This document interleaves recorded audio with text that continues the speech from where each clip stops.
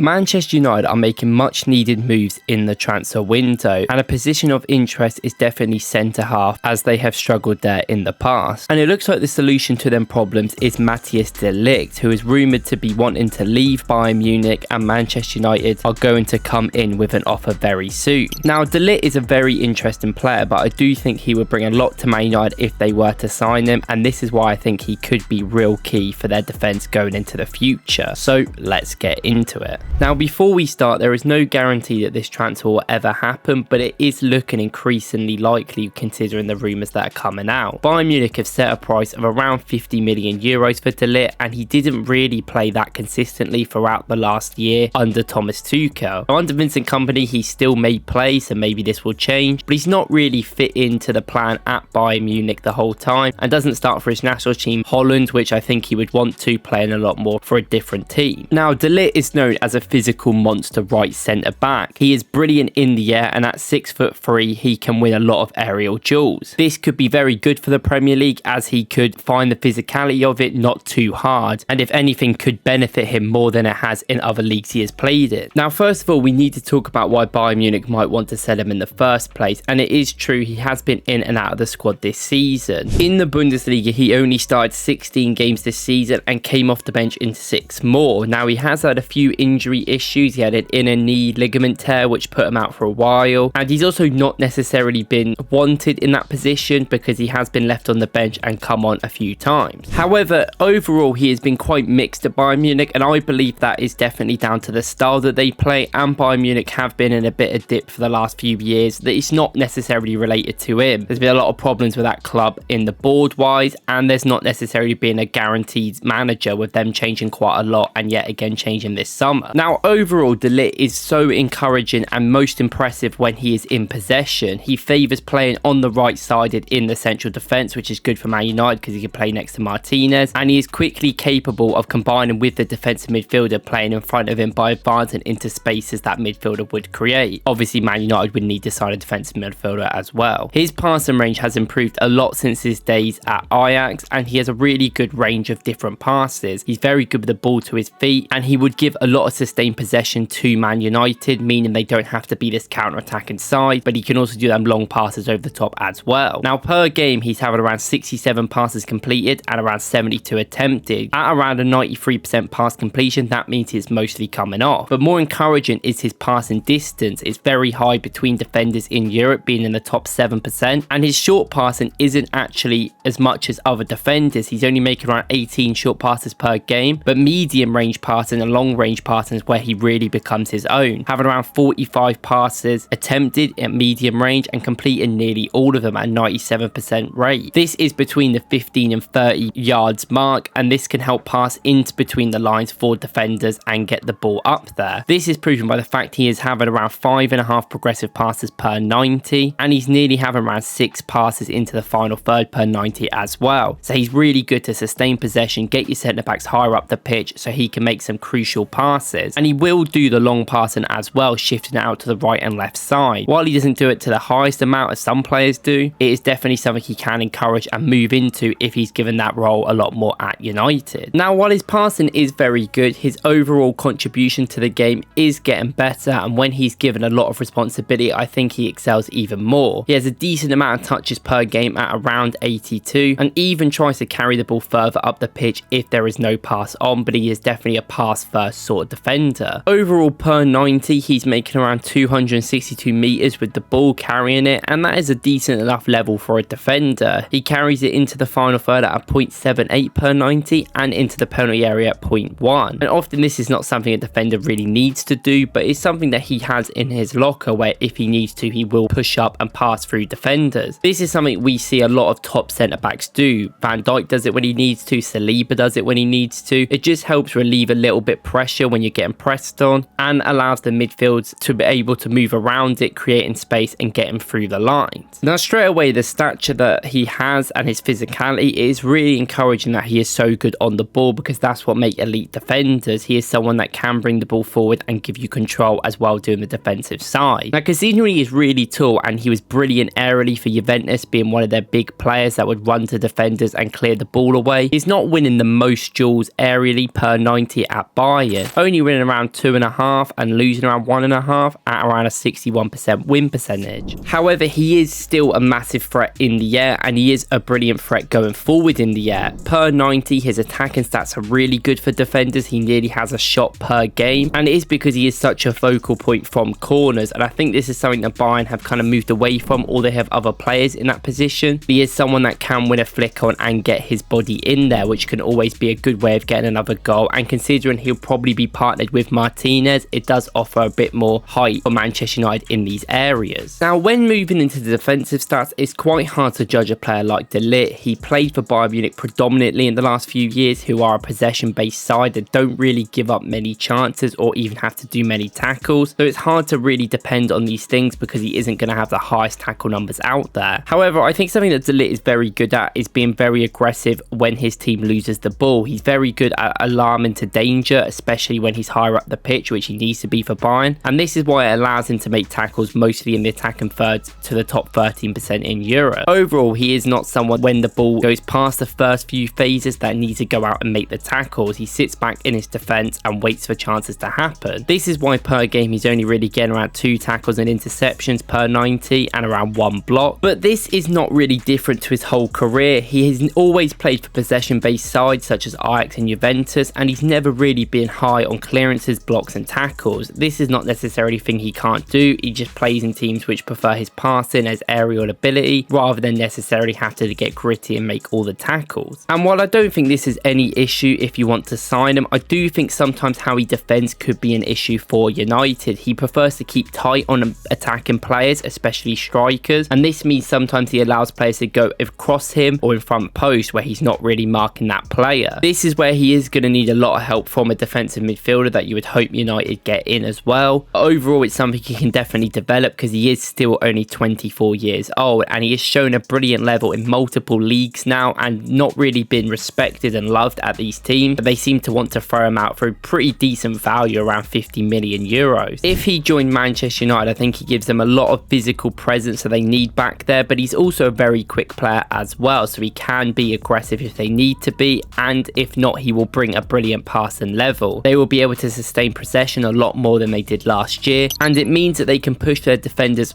further up the pitch so they can get their fullbacks in behind and further and block teams into their own box, putting them into a low block or a medium block where United can really get at them with their key players such as Bruno Fernandes creating. Now, I think this is probably one of the best centre-backs Manchester United could get on the market. He's obviously going to cost a little bit decent amount, but at the age of 24, I think it's a risk worth taking. I don't think it's necessarily going to be easy, not a plug-and-play player, and he hasn't necessarily consistently played at the teams in the last few years. There's going to definitely be some embedding process in there, and he has to work with Martinez in the future. But overall, I think there's enough here where you could definitely warrant getting the player in right now. What do you guys think about this player, and what do you think if Manchester United are to sign him, how he would fit within the team? Thank you guys for watching, and I'll see you in the next one.